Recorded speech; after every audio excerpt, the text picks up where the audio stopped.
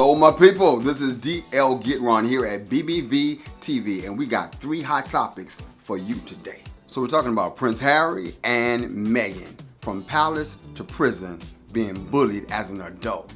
Next, we're talking about the conversation between Kirk Franklin and his son. How would you handle it? And finally, we're talking about cancel culture. How do we hold leaders and celebrities accountable without canceling them? And all of this on this episode of BBV TV. Watch this. BBV on your TV.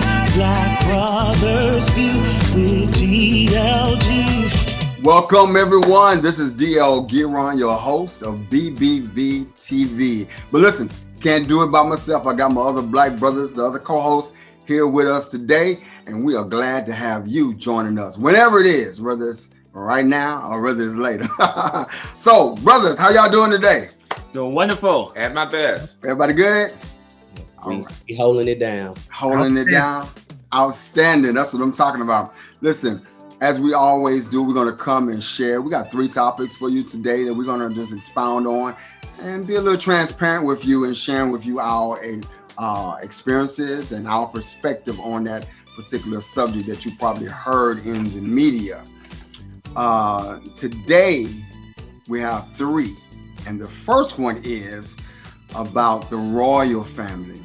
And in speaking about the royal family, you know, I want to say this to everybody. One thing we have seen is that it matters not whether you are part of the royal family or you feel you are in rags to riches. Every family got something they're dealing with. Don't look at another family and think that they got it better than you. You know, every family is dealing with something. So just remember that. And this shows us this. But listening to the interview and watching the interview of Prince Harry and Meghan Markle, we was able to see that she and they shared some information, gave us some inside scoop on some things that's been taking place inside the palace with the royal family that has caused them to detach themselves from the royal family. So I want to ask you today, when you look at Meghan and when you look at Prince Harry and how they said they felt bullied and they felt restricted in the palace, but Meghan would say she felt like she was in prison. Have you ever on your jobs, any entity, organization you was a part of, felt restricted or felt bullied as an adult? This is something that kids don't only go through. We deal with it as adults. So first of all, what are your thoughts on what they're dealing with as royal? And then where are you with that in your experiences? Peterson, what you got for me, man? Oh, man. Now, I can definitely say I've never felt bullied as an adult.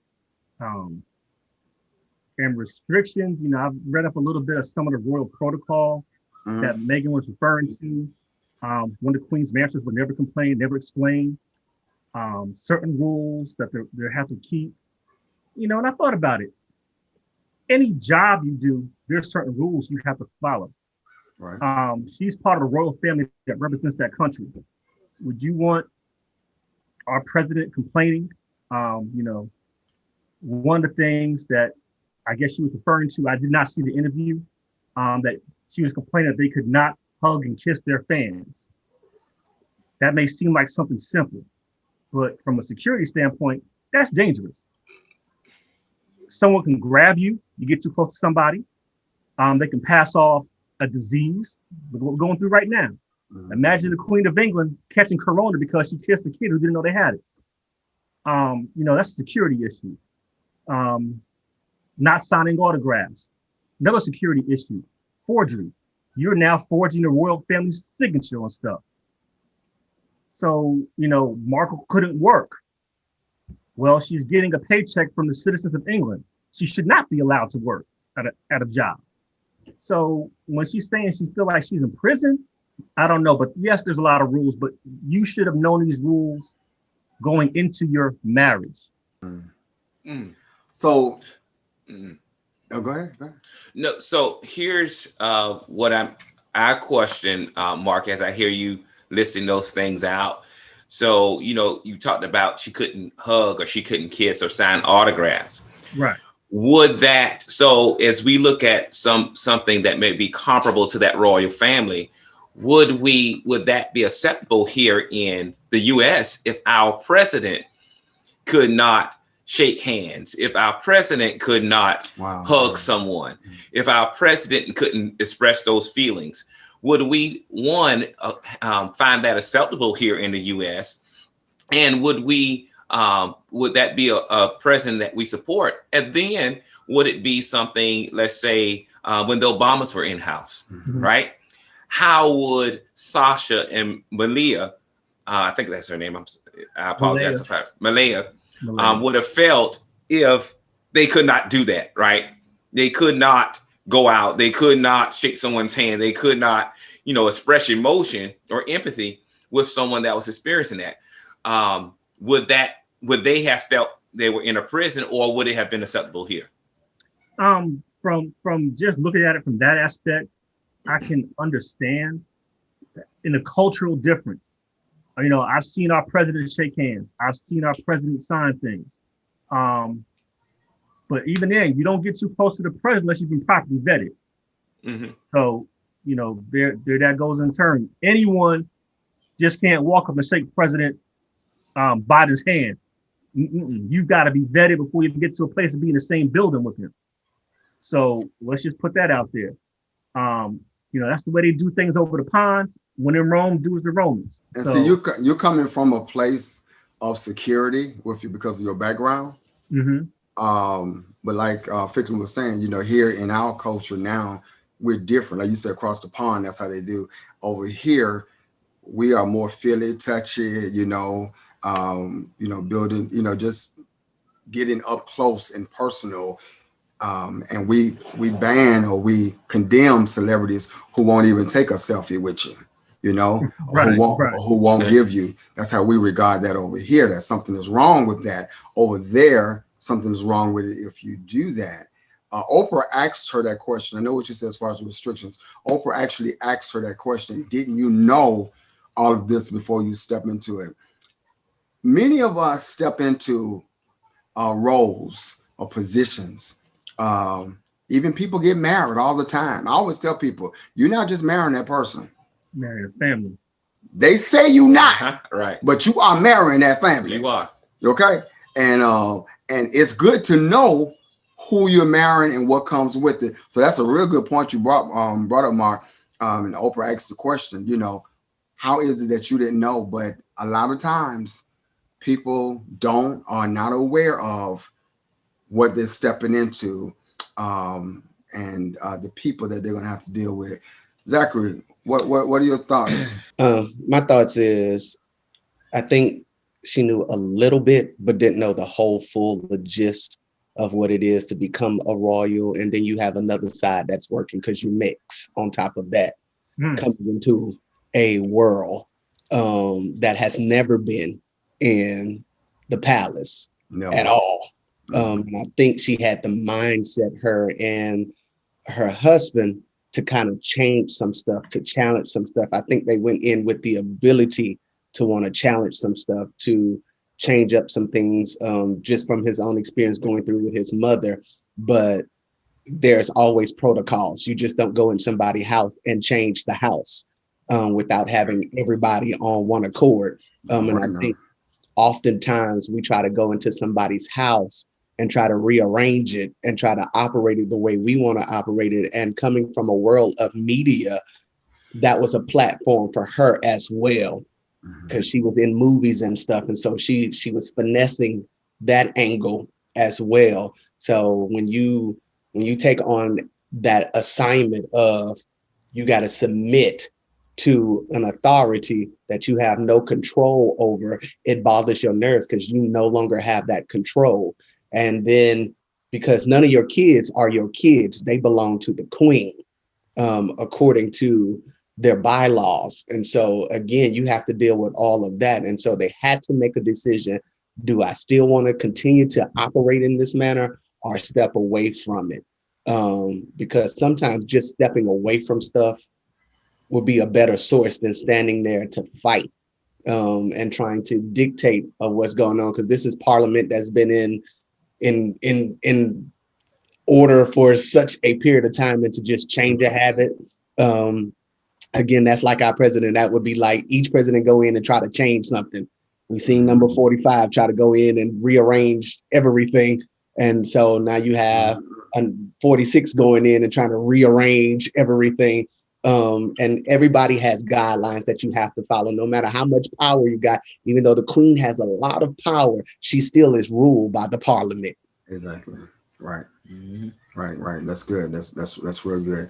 And I mean, and many times we do that, but like you said, you don't go into even your mama's house. What you move? Don't be moving that chair over there, boy. You know. And so we do that. We don't think until we look at an analogy like that. That's what we do. But a lot of people actually decide they want to go into a place, and that could have been their mindset.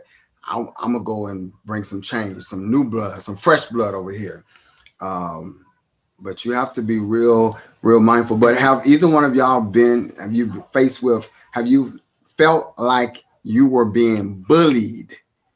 She was restricted. She felt like she was in prison, even while he was out doing the work of a prince. But as an adult, I know there have been times at work, working in South Carolina in the school system. And there were times when things were said a certain way, as if to put you in your place, you know, and here you feel, I'm an adult too, you know, but it's said to you a certain way and you feel bullied or you feel disrespected. And maybe that is the word. Have you ever felt disrespected, if not necessarily bullied? Of course, I'm in the medical field. Right. That's all by itself. And especially being somebody Black, right, and a male that's working in a predominantly white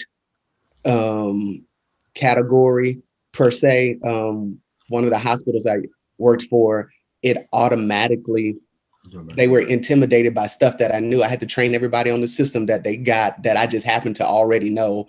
Then I'm helping with vaccinations. Then I'm helping, and all of the residents was like, why don't you put Derek in charge to run the office? He's the only one with the background, but wouldn't do it because I wasn't an RN.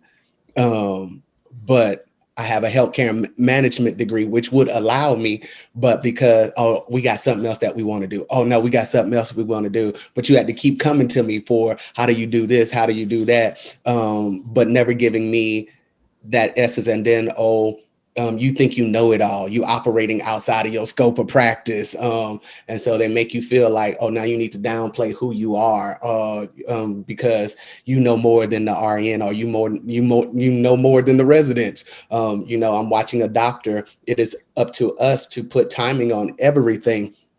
About to put something in somebody that they were allergic to. And I was like, stop. You sure you want to give this person this because they have an allergy to such I wasn't paying attention, or the high blood pressure, you're going to address this is 200 over something. You're not going to address this. So when I challenge people, it to them, it comes off as I'm arrogant or I'm trying to do their job. And I'm like, no, I'm making you aware that you about to kill somebody. And before I let my license go down, I'm not going to be a part of this. So you made me think of, I heard something there. So have you ever been the bully? As I want to ask Mark, have you ever been the bully? Because you say you have a mean nature now. You talking about me? Well, Zachary first, because Zachary will tell you in a minute. Yeah, people have called him mean before. So are you the bully, sir? No, I don't think I'm a bully. I'm direct when it comes to certain things, especially if it's coming to, if Derek had an issue going on and I know it's about to be detrimental to him, I'm stepping up. I'm being your advocate. I can care less what you think, say, or whatsoever, because I'm advocating for this person that can't say nothing at that time. Right. There are times that I will be like, listen, I think I know just a little bit more. It does kick in every now and then, but I know my place not because I'll remind myself, if you diagnose, you are now operating outside of your scope. So it's a place when you know your craft and know your stuff. You don't let nobody back you into a corner when you know it. And so people will say it comes off mean, or it comes off arrogant or cocky. And sometimes it's all in how you put it out there. Right. You can put it with the arrogancy and you'd be like, that's straight arrogant. You are like, you arrogant. Or you could just say, no, I just know my stuff. I'm just trying to help you, but you can take it or leave it. And that's how I am. I'm like, listen, I give you the information. So whatever go down, don't look at me because I'm not in it. Right. Yeah. And I always think it's interesting how for a select group, we're considered arrogant or conceited, whereas for another group, it's passionate. They're passionate about what they do. And so I always, that's right. Right. And I always think it's interesting is that when we can speak up because of our experience and our background, I'm the same way as Zachary is in terms of at work experience and that because the right person did not say it is not accepted. Whereas on down the road, you'll see the same things that I put out there, the same ideas, the plans that and the thoughts I had is then down the road, it's a newfound idea because someone else actually expressed the concerns or they presented it a certain way, but it wasn't accepted because of the person that actually did it. So I think that is a form or sense in itself could be of bullying or not being heard. So certainly understand. So before Zachary will take us to our next question, Shabar, can you relate to that? I mean, especially you coming up on 21, man. You about to be, you are an adult. Right. Fortunately, I have not necessarily dealt in places with that, but Blaze. What's Blaze? Oh, Blaze Pizza. To a degree, different places like because of my age and because of my experience, a lot of times people tend to look down upon me as far as they don't think that I'm qualified. Where I realized within the past 2 to 3 years, I have more experience than some people get by the time they're 30. And so just like Uncle D and Godfather Derek was saying, is that becoming confident in that, and it not seeming like you're not being humble. It's a lot, especially when you pride yourself in being humble. And so sometimes you have to speak up for yourselves when other people want to challenge you. But from a semi-racial aspect, I went to a predominantly white high school. And so fortunately, they gave me the voice to be able to express myself. It didn't feel like I was being hushed when different racial issues that I had to address to either about a student, and I took it to a teacher or the principal. They're all like, listen, we don't stand for this, blah, blah, blah, blah, blah. And so, I'm looking forward to hopefully be able to raise my children in a world that they feel like they can speak up and people are going to back them up. But, which maybe lead into our next topic, this cancel culture thing is interesting as far as do we have the ability to really express our own opinions without being shunned upon? How is that going to look within the next 20, 30 years? Right. So Zachary, you got our next topic, man. What's up? I do have the next topic, which is an interesting topic, which is a topic that I'm so over with right now. It's the topic about Kirk Franklin. And wait a minute, stop. Yeah. Where my people at? Let me stop. Yeah. Go ahead, man. Mr. Man Stomp, silver and gold. So it is that point of, in recent development, Kirk Franklin and his son got into an confrontation, and Mr. Franklin said some words of choice with colorful vocabulary. And it was recorded and put on the web, and it went viral. And so, of course, Kurt followed up with an apology and got on the Miss Tamara show and said his thing and all of that. And Steve Harvey said his part. And so everybody's involved and everybody got their own ideal of what should be. I hear yours and you hadn't even said anything yet. Keep going. But the thing is, and I went live on this when it came out, and I just said my piece on it. Because I think oftentimes we use that scripture, we all have fallen and come short of his glory, or the Lord knows my heart and he's still working. We ain't perfect yet. And we just kind of mustered those scriptures to kind of do what we want to do, to cover up what should be taken care of. Because for me, if I'm going to preach Jesus, sing Jesus, talk Jesus, eventually Jesus should be down in my good vocabulary skills, that when sin wants to rise up, it shouldn't rise up in a way that it will catch me into that manner, no matter who takes me out of, because I have my son, and God knows I have choked him on the side of a school, just because of stuff that That's right. doing. I approve the choke. I approve this message. Kids will take you to a point sometimes of no return. And if you are not rooted and grounded in God, they will take you to that place. They will. They will. And I had a son that skipped 90 days of school. 90 days, not 2 and 3, but 90. Then you get caught. Then you in a police car. You calling me on my job. That I got to come get you. And then you got this excuse that was like, and the police is telling me your child is the only child that's never in class. He got an excuse for everything. And my reply was, you know what? Take him to jail. And the cop was like, no, since we got him here, come out. And he was saying, no, take me to jail. He knew what was going to happen next. Right. Don't ever go home.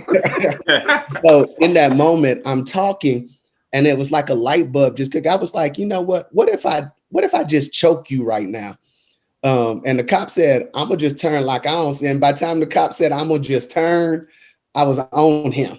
Cause I'm like, if I got to get off work, cut my paycheck for foolishness that you are doing that makes no sense to me, I'm gonna give the cop a reason to take me to jail. But I never cussed him out. I've never used words to MF and all of the extra stuff. When you are at that point, it's not because that word just came up. It's because you use it in your everyday life. Mm-hmm.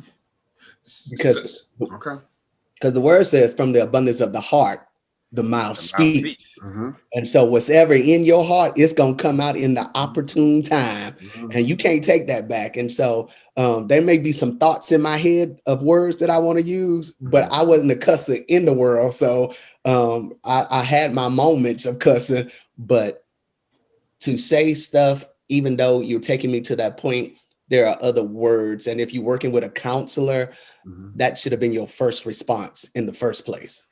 So let me ask this. So are we splitting hairs to the tune of that those words may not be deep down within you, right? However, your emotions of choking him, right, was one piece. And so are we splitting hairs? Because I can also lift that the word tells us not to lay hands suddenly on anyone, right? And so though yours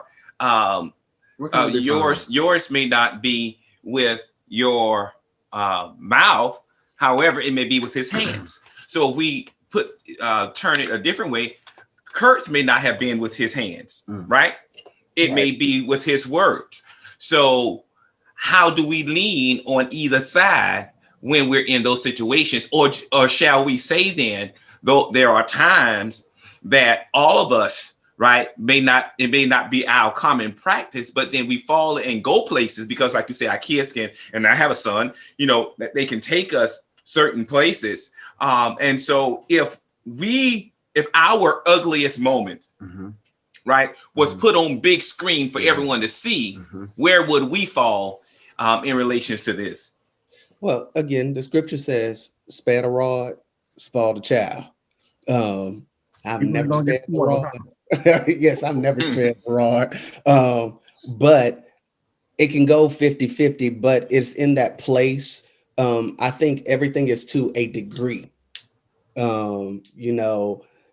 I've learned when I had child protective come to my house and they was like, well, a teacher said they saw some bruises or whatsoever. And I said, so since you're Bruises. here, let's have a conversation. I Mhm. said, so since they took time out to call you about a bruise, did they tell you Right. the whole information? No, what was the whole? Did they tell you he took a lighter on the bus Mhm. and was playing with the lighter that could have inflamed everybody? Did they tell you that he spit and cussed on somebody? Did they like get to the whole? Mhm. If you're gonna tell the story, then tell Tell the whole all of the story. story Right. Right. to have a clear picture. And then she broke it down. She said, "Oh, you can whoop the kids, you just can't use like brooms and you know to that level." You Or pay the bill for this. swords. Or swords. Or swords. Swords. Hey, I keep it That's so behind them, right? right. And that's not his sword, it's shield the Lord talking Yeah. about. So again, I think once you're in spotlight, Right. Right. and Come on. we That's know it. as That's it. being in entertainment, There we go people right hold there. you at a different standard, Yes. at a Yes. different light. So no matter what It's you heavy, do, man. it begins to be spotlighted, It's and heavy. the world begins to say, "Oh, I wouldn't have done that," and there's better ways of parenting. And but he also was saying, "I've been trying to build a bond," and my thing was when people are hurting, hurt people hurt people. Yes, yes. And you can get as much counseling, but if you don't deal with the truth of the matter, then you're going to do this because the son is dealing with rejection from his father from childhood on up. And he's saying, you spend more time with your now family than you took time with me. And in the same time, Kurt is dealing with his hurt of abandonment from his parents being out of his life. So it's a generational thing. And when you try to mask all of those things up, because again, that's what we do. Leandria did the exact same thing. She cussed out Marvin Sapp, everybody, the whole Christian world. She went left, but she had a drinking issue, and people were boosting. And that's what we do. We boost folks up while they are hurting. And they say, "Oh, you got the anointing. Go ahead. You putting out another record. Oh, yeah, da da da." And we still masking it up, still masking it up. And then all of a sudden, when it explodes, it's like, "Oh my God, I didn't know that was going on." How you not know? It's been there the whole time. You can see it. The habits will show. So again, I just think people just get to a point to where we like judging. We like reality shows. We like all the drama. If we don't have a drama, then we feel like the world ain't doing what they're supposed to be doing. So again, the word says, "Ye which are spiritual ought to restore such a one." So he messed up. He said what he said. Now it's our job to restore the man of God so that he can function and operate, get the healing. And for him, he needs to say, "Let me sit down for a season so I can be totally healed and free." You can't be with TD Jakes and all of these folks and don't get nothing by now. Several things there. One of the things, we all have sons, and we can definitely attest to the fact that I'm going to ask this question. I'm not going to assume. Have your sons, Zachary's already said he has, Mark Ficklin, have your sons ever got you to a place where you felt like you either responded in a way that you didn't want to or didn't like? I'm not talking about to this extent. It's Kirk. Or you felt like you was about to lose it, about to go there, and as I say that, because I don't want to forget this, something Zachary said, Kirk's hurt and his son's hurt, and Kirk was in a position that he never had someone that I know of that showed him how to do it, or how to be there. And so when you know his story, and so a lot of times that things, like you said, plays over. But guys, have you ever, Mark and Ficklin, been in a situation with your son that, woof, you had to step back, or you thought you was about to lose it? Mark? First thing? Okay, me. I mean, I've got a preteen, and we all know how those 12 to 13-year-olds are. It's the constant struggle. He's gotten me to that point, but I had to remember about myself at that age. Okay. Now I'm about to spill the beans on myself. Okay. When I was that age, 6th, 7th grade, I got suspended 10 times for fighting in school. Okay. I wasn't a school bully. I didn't start the fights, but I sure finished them. Mar, you wasn't a bully?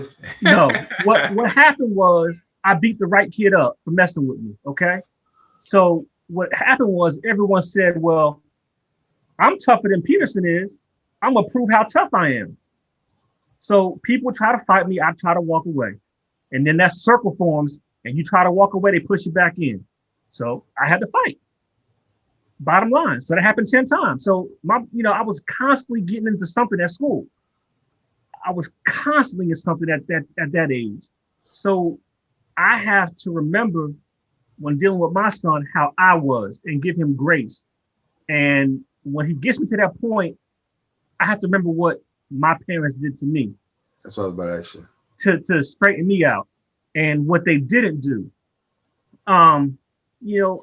Luckily, I'm sorry, not luckily, by the grace of God, we haven't had to deal with the exact same issues that I went through. It's just other things that all boys go through at that age. So, and back to myself, my dad, he's shorter than me. When I was about 14, 15, I was about 5'10", 5'11". My dad was probably 5'2", 5'3". What? He told me to do something. I stood up, so I didn't want to do it, and looked down on him. Oh. The next thing I know, I'm on the ground looking up at him. Oh, daddy. No, just kidding. That's .com. Right. So that's old school. I took my dad to that point to where he had to do something, but it set me straight. Right. I prayed that I never could put Miles to that point. And I've always told him, don't think because you were an athlete, because this and because that you ever going to step into my face.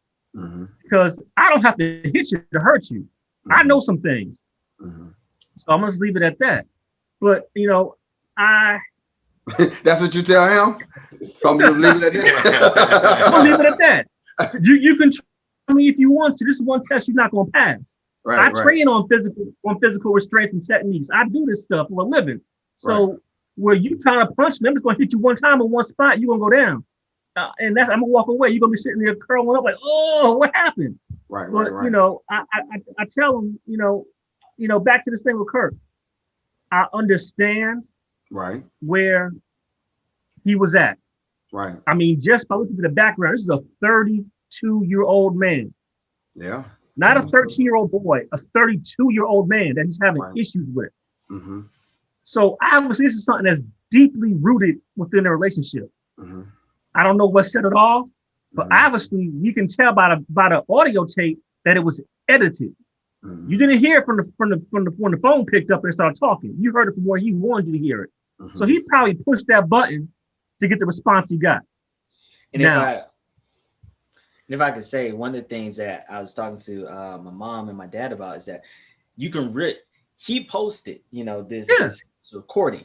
He was there's one thing to be upset. Hey, your parents say something to you, but there's a certain level of respect and love that I have for my parents. I'm like, I'm never going to shame them publicly, no matter how intense a conversation may get between us.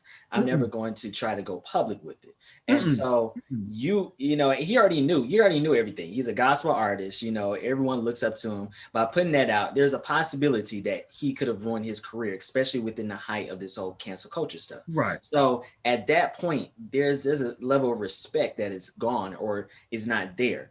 And so, everything that from what y'all are saying is from a loving father, from a loving relationship.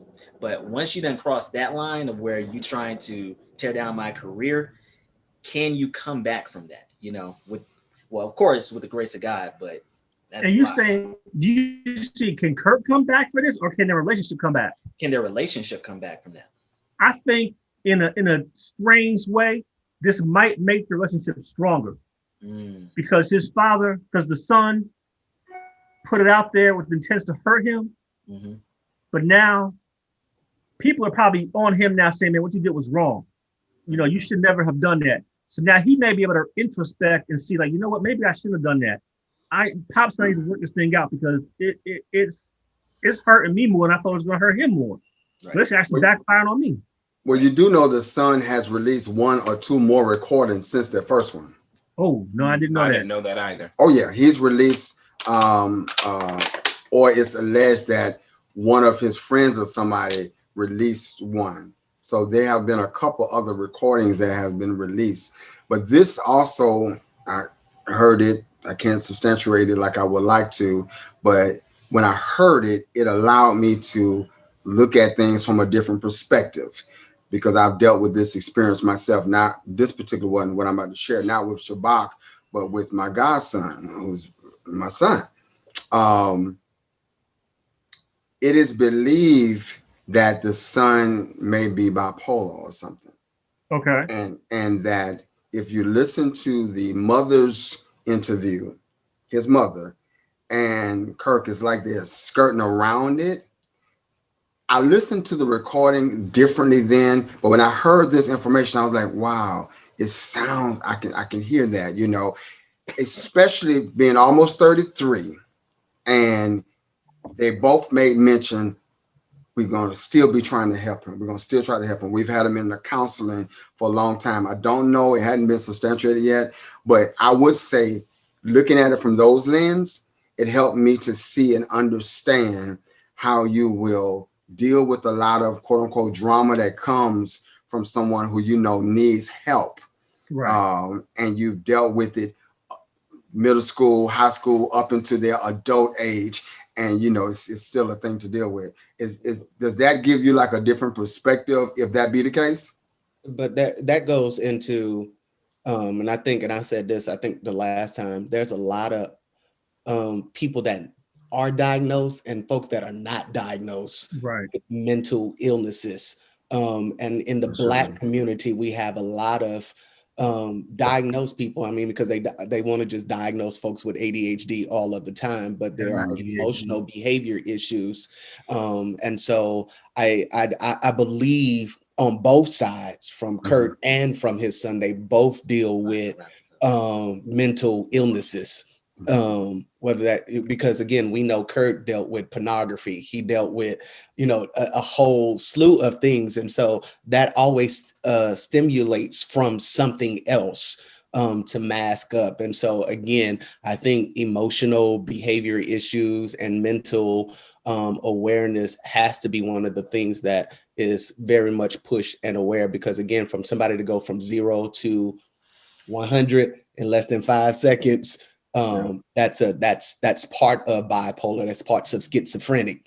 And so again, we got to be aware. And so when somebody reacts on that level, you have to address the mental issue, or anguish, or the hurt. Like I keep going back, it's that hurt, that mental anguish, because again, hurt people hurt other folks. And you know, because I dealt with it with my son. You know, he was dealing with the rejection of his mother and always tried to figure out why his mother did not want him. And so trying to explain to somebody that is young on the reason why you can't, because they don't comprehend that all. You have to wait till a certain age.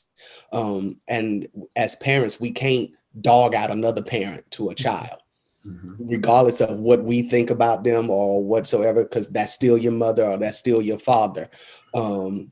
It's up to them how they play a life. And when he got to see his mother for himself and asked questions, he was like, she got mental problems. And I was like, well, yeah. And so this is why I'm always on you about the way you think, the way you bringing it to an awareness, because William used to use as an excuse, because kids are creative to use stuff as excuse. Once the world say you got emotional problems or you got this, he would use that and say, oh, the reason why I'm cutting up is because I got emotional problems, or I got, and so if you can say that, that means you don't have emotional problems. You're just using it as a way of escape instead of dealing with the real issues. Well, before Ficklin brings us into our third final topic, this goes to what you were saying, though, that how can it be that you have this much Jesus in you, right? But you can go from 1 to 100, you know, if you don't use this kind of language or have this mind frame on a daily basis. And so that leads you to believe there got to be something else there you know. But once again, things that used to be behind the scenes and behind closed doors, just before we go into the next topic, it's good for us to know, brothers, that everything is not behind closed doors. You know, many people have been in studios and the mic was still on, or somebody in there, Yes. somebody in that room. Even last night, I'm at karaoke, and I'm still got to remember who I am while I'm having a good time. You know, because I don't need. There's a lot of cameras. Even Jay Ron said there's a lot of cameras around here. You know, and so it does call you and cause you to be ever so conscious. But I do believe that there's a lot more going on there than we know right now. But it's much to talk about. You're absolutely correct, Daryl, when you reference that. And we've been talking about this topic throughout this session in terms of cancel culture. And when we look at cancel culture, it's really goes back to ostracism, silencing those that we at some point do not agree with. Mm-hmm. And a lot of times it's based on sometimes racist remarks, sexist, xenophobia, homophobia, Mm-hmm. various pieces that then we change our stance on, and then we want to silence the person who may have made a statement. I think Shabbat referenced earlier in terms of, you know, when is it okay to then say what you actually think or your opinion and not be canceled for it? And I would start with a piece of what was said earlier in regards to Kirk. With Kirk, you know, being around others, and he made this statement, he needs to take a moment to sit down. And so sometimes I hear sit down, which sometimes everyone may need a moment of what I call refreshing, versus actually canceling them totally out, right? Mm-hmm. When we look at the issue, I would say most recently on, say, Andrew Cuomo. Mm-hmm. Andrew Cuomo is the governor of New York. He has recently certainly risen to quicker being renowned before his handling of the coronavirus early on.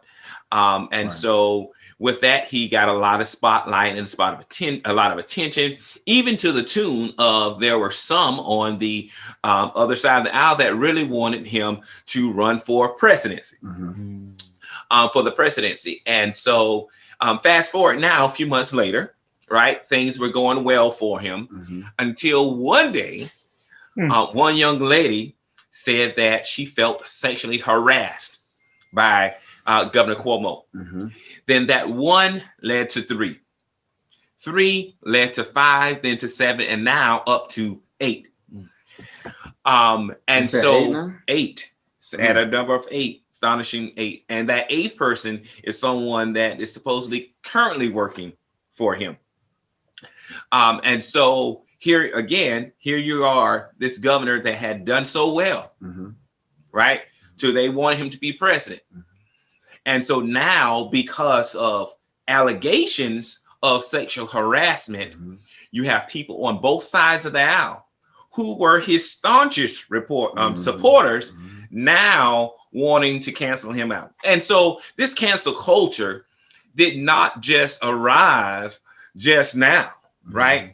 When we look even in scriptures, they wanted to cancel Christ because his message and what he did was totally different than what they knew.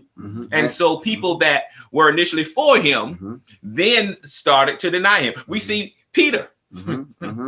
Peter denied him 3 times, saying that he does not know him now because he was being canceled because of what was current going on and the heat that was on Christ. Where in just scriptures before that, Peter was one of his 8 spoon coons, one of the 3 that was so upset that they were going to come in to attack Jesus that he is touted for cutting off an ear of a soldier because he was so close to Christ. But then now a couple of scriptures later, he's denying him, canceling them out because at that point, you know, the heat was too strong. And so we see it in the church. And we have vulnerable moments where we have pastors who have prayed for people's families, who have been there overnight when people have been sick, people that don't even have anything to do with the church, but when they have a sick family member or their son or grandchild is in jail, they call in the pastor. And this pastor has done great things, right?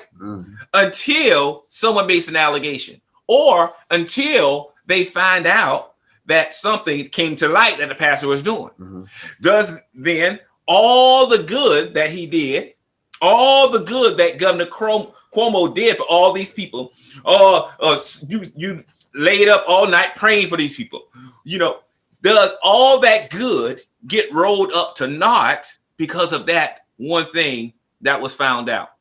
And so I'm a lift a question, but when I look at certain things of even allegations that can be made, and when we look at Andrew Cuomo, they say that he touched him or he touched someone's shoulder, those kind of things. How many people could possibly be accused? Right? Because now you have the Me Too movement going on. Oh, how many people could be accused? How many of us could be accused of that? Yes. I'm a leader in my organization. And growing up, I've always tried to be personal. Right? Very affectionate. Can someone probably say, they were crying in my office and I did this? Certainly. God forbid that, I'm trying to sexually harass them versus trying to console them in their moment. However, that piece taken in the wrong context can be presented a certain way. So if they say, well, if HR is meeting with me and say, Derek, do you touch them? Yeah, I did touch her because she was, so can those pieces be done that? And so the question is, even if Chris Cuomo did it, let's say if he did it, I'm sorry, not Chris is his brother. That's CNN. I'm a CNN fan. Andrew Cuomo. Okay. If Andrew Cuomo did it, right? How do we hold, even I'll touch on that Kirk Franklin. Kirk Franklin did it. He said it, right? But how do we hold leaders or people accountable without erasing them, understanding all the good that they did? Does this one erase them? So how do we hold them accountable, right, without canceling them, which is known as cancel culture? So, I mean, a good way, something that we did in business is that we always put people on a plan of action, a POA. We gonna monitor you for this amount of days, and set up different dialogues, and this is what we're gonna revisit in this amount of time. And again, as you say, when it becomes sexual, it's because it's an unwanted touch. You said something vital about consoling and just doing something. When it becomes unwanted, it is now an infringement on me.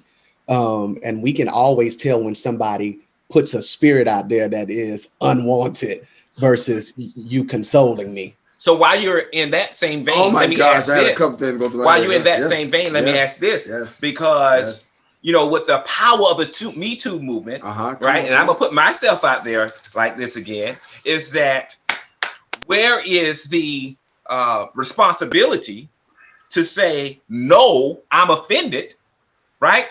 How can I know that I offended you by doing this or touching you or saying something if you're answering me or you never tell me no?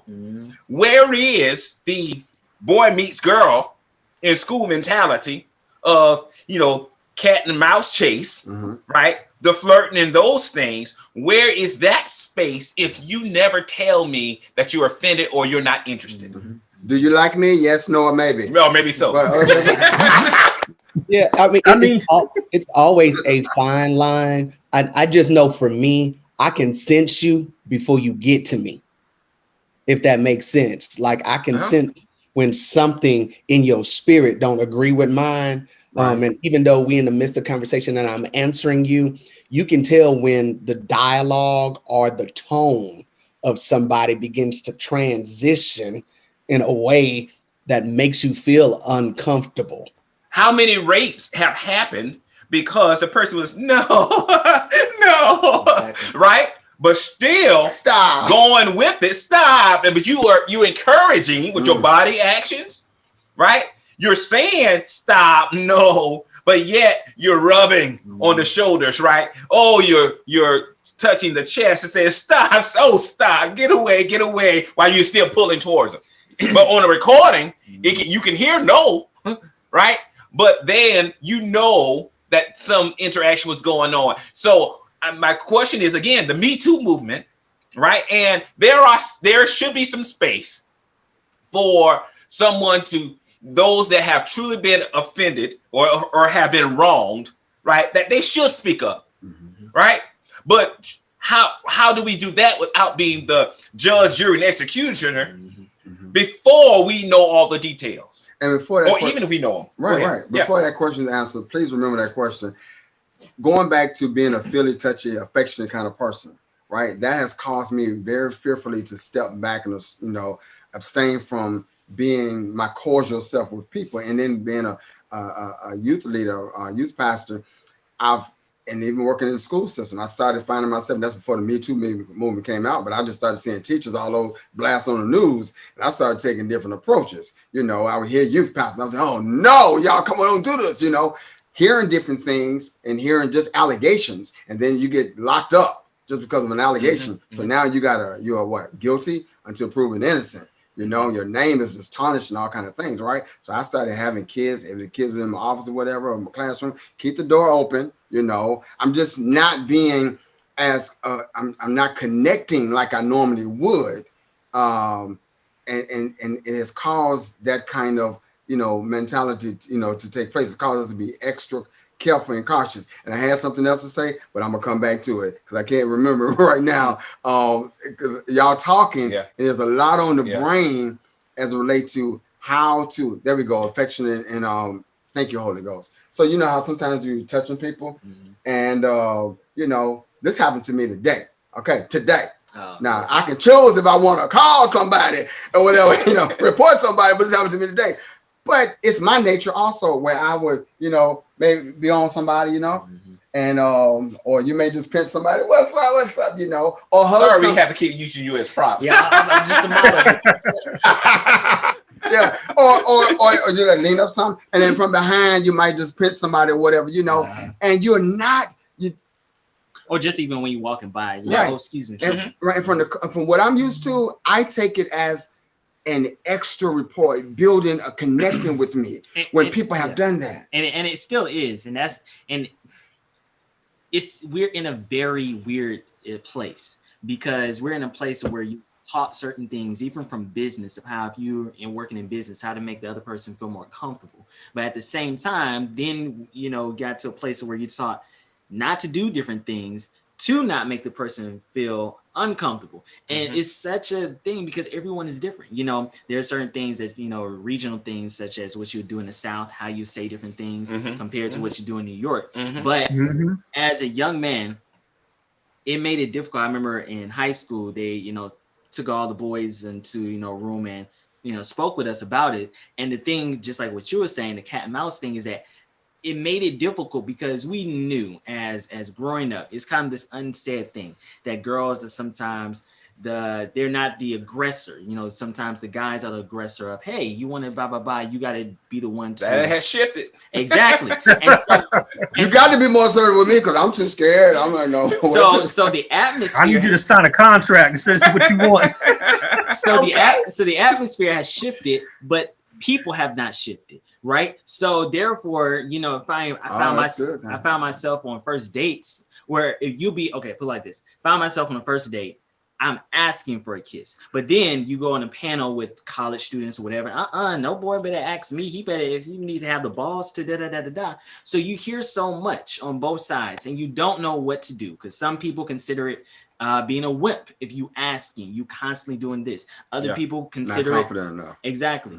And so it's what is that fine line? But to play on the other side, just so we can, have that, is there are a lot of women who and even men who felt as if they could not speak out because of the lack of, they were in a certain position, they were interns, so they're trying to work up. Or one of the things I had to learn is age differences. It's so much that plays into it is that you want to make sure that the other person has the ability to feel like they can speak up. but how can we do that? Certainly. And I think all those that we lifted are good points. And I think even sounds like it would be good to, if we explore the Me Too movement as well. But I want to make sure that we get back to the cancel culture. Exactly. Right. And in terms of that, the question was on the floor. I think Mark was going to speak in a moment. But how do we hold, even if it's true, right? Whatever it was, right? Whether it was harassment, whether it was a statement that was made, they heard some explicitives. How do we hold leaders and those in authority accountable without canceling them? Mark? I really think you hold everyone accountable when you first establish what's acceptable and what's not acceptable. And when you fall outside of those boundaries, you hold somebody accountable. If your company says it is unacceptable to touch another coworker at any point in time, and it's understood and you do it, you got to be held responsible for it, no matter what your intentions were. It's kind of like these vague policies, you know, you can get in trouble for two coworkers. Let's say you and I share a joke in my office and the door's closed and I'm telling a punchline and Shabak walks into my office and he's offended by the punchline. I can get in trouble for that. That's, to me, that doesn't make sense because my door was closed. You opened the door and you heard me talking about something. But in the same token, you shouldn't be talking about certain things at your job anyway. So you almost have to think of, I'm not in private, I'm not at home, I'm not in my own place where I can do what I want to do. When I'm at work, I need to work. I need to keep my personal conversations to a bare minimum. I mean, it's sad that it has to get to that point, but I think rules and boundaries really need to be really explicit. So there's no misconstruing. Right. Are we really capable of adhering to the law like that? No, we're not. Right, like that. So when we falter, when we fall short, you know what you're saying. How can I be held accountable without being ostracized? Without being canceled. And that's the thing. I have a lot of pastors probably wouldn't want me to say this, but ever since a boy preacher, I've been in pastor studies with pastors talking, saying all kind of stuff that had it gotten heard, with no phones were not, the recorders were not back then. I had them little tape recorders with the cassette, so I could record that. But I heard a lot that has not left me. I heard a lot, has stayed with me, and it has formed my perspective on things, and my view has shifted me, and it has directed me.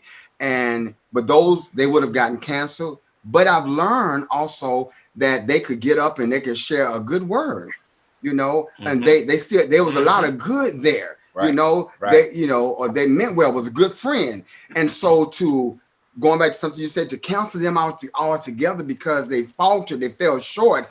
That's like James 2:10 doesn't exist. James 2:10 lets us to know you may have kept all the law and fell short of one. You are as guilty as the one, And like I say, even the double-sided, and Zachary and I was talking the other day about this being a lot of things. We didn't was it double-sided? What was the word we was trying to standards. Said again, double standards, right? And it just goes to the thing, how do we conduct ourselves?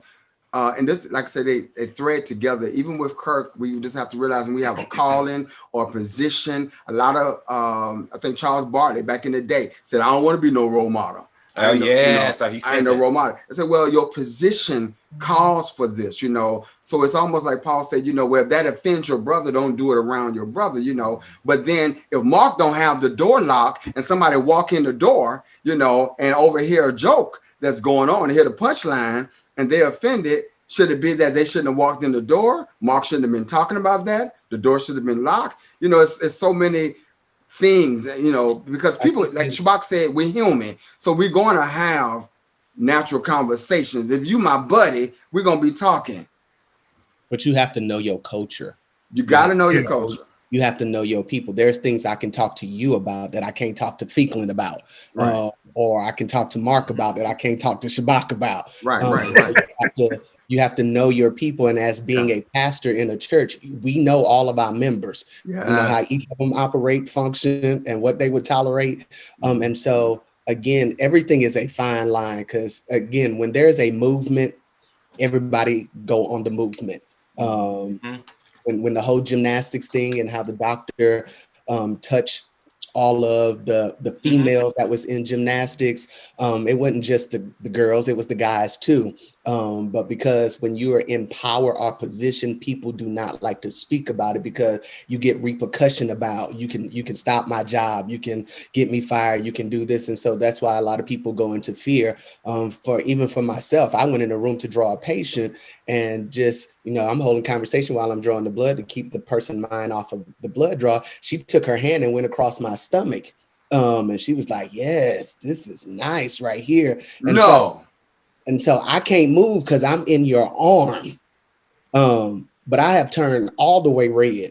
And so when I came out of the room, everybody's looking at me like, why are you red? Like, you are beat red. And I was like, y'all talk about how y'all get assaulted all of the time, but this is what men go through all of the time. And I was like, y'all play two catchphrases that it's cool that if somebody does that to y'all, y'all don't own it. But when a guy reports it, y'all back away and say, well, maybe it wasn't like that, or you misread the whole situation. So that's that double standard. If you're going to have a standard for one sex, you got to have it for the opposite sex as well, regardless of what the situation is. And so, again, and I work in an office full of females, and they hold all types of conversations, and I can report anything and just be like, ooh, the conversation I done just heard up in here. And the patients they be like, you listen to this all day? I said, this is like being the young and the restless. You hear it all, and they want you to be involved. We don't know nothing about you, Derek. We don't know. That's the reason why you know nothing about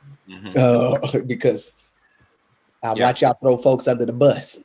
Yeah, and as our time draws to end here, I guess I will try to ask this question to maybe sum it up and maybe get some last thoughts on it. Do we hold leaders and those in position accountable without canceling them by being okay to say, hey, if I know that Shabak or Darryl made this mistake, right? You can acknowledge that it may have been a mistake, but what I know about Darryl, he might have had a moment. If this truly happened, he did such and such, but the man that I know is this. Come on. Right? You still speak to what you know, right? Acknowledge the wrong, right? But speak to what they know, because hey, I know him for all of this good that he did. So I may not know him in that one thing. So to piggyback on what you're saying, which is a big thing that we kind of touched on here and there, is social media. Social media has been, what I've realized within the past 10 years, how social media has grown, is been the thing that's caused people, companies, and just to back off completely. You know that he's a good character, and what he did was just a false or just something that was that, but that's not his whole thing. But now you cannot afford to publicly defend him, because you're going to lose a lot of things unless you're willing to take that hit. And I think that's the issue. I've seen that. I think that's the issue of, I'm scared and I'm fearful of being ostracized by other people because I support that. But I personally think that I said something I never let people say, I personally, right? I is personal. Okay. I think it's okay. I think I don't even let my team do that. I think that it is acceptable to acknowledge the mistake and still speak to the good and how you know them and what they did. And I think those that try to silence them, I think the voices that support has to be that much stronger. And it's interesting that sometimes it seems, right, that it's always maybe on the left side versus the right side, that the right side can say anything and get away. But then we on those on the left side, then, I don't want them to think this about me. I don't want them I have to say, I have to shut it down and not affiliate myself with that person. God forbid that next week you're on the front page and it happens to you, Mhm. right? So I think that, you know, it's in good taste to acknowledge the error, Mhm. still support them if they've done that work. Now, I'm not acknowledging what you did wasn't wrong, Right.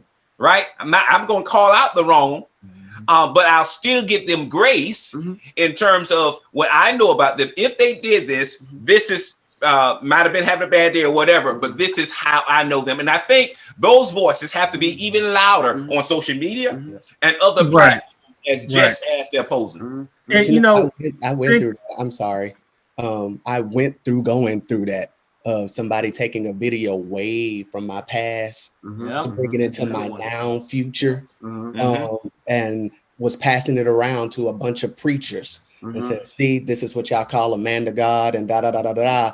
But because people know my character and know who I was, shut it down immediately and say, "How dare you come for the man to God, the same one that was there for you while you was going through." That's right. And picking you up and lifting you up. And they said, regardless of whether it was yesterday, today, or 100 years ago, your job is to restore and pray and build them up. That's right. Because this is what they're doing. And so when you have those people to back you up all of the time, those are the ones that you want in your corners. But if you continue to deal with messy people, you'll get a whole bunch of mess that just becomes something that it really was not at all. Right. And are we going to give Mark the last word on here? Mark? There's so much. Go ahead, Mark. This is really off topic. We're gonna revisit this. You know, this is off topic of what we've been discussing tonight.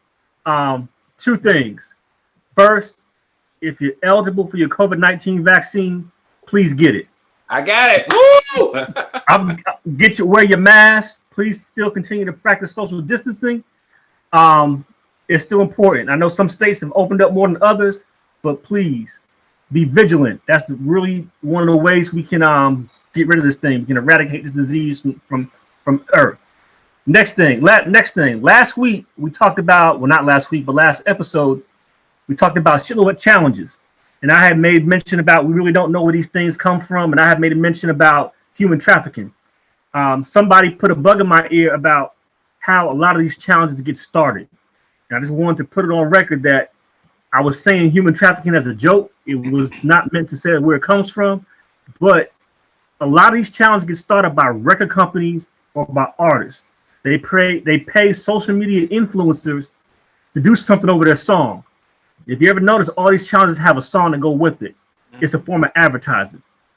So I just want to put that out there that I have been enlightened and told how this stuff starts. You know, wasn't, trying to throw shade at whatever, but it was more of a statement from not knowing where the stuff comes from. You want to wrap council culture up, Daryl? Any last closing words? Well, I want to say this. I didn't take it as a joke. I took it as what you were saying as a possibility, and you just proved that. You just found out that it was. But I want to say that I want to revisit. We're going to wrap up now. I want us to definitely revisit because there are so many layers to this council culture, as well as when I say different layers, we hear different incidents, whether it is Roseanne Barr, who I still watch that show, and things were said from that aspect, whether it is the governor, Governor Como, and so many different layers. And I want us to, say it again?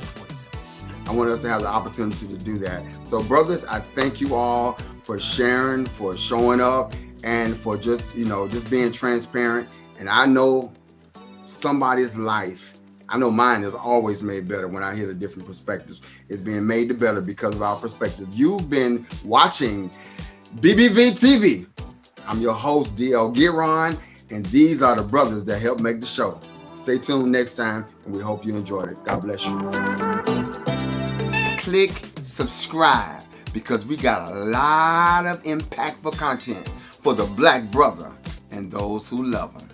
Subscribe.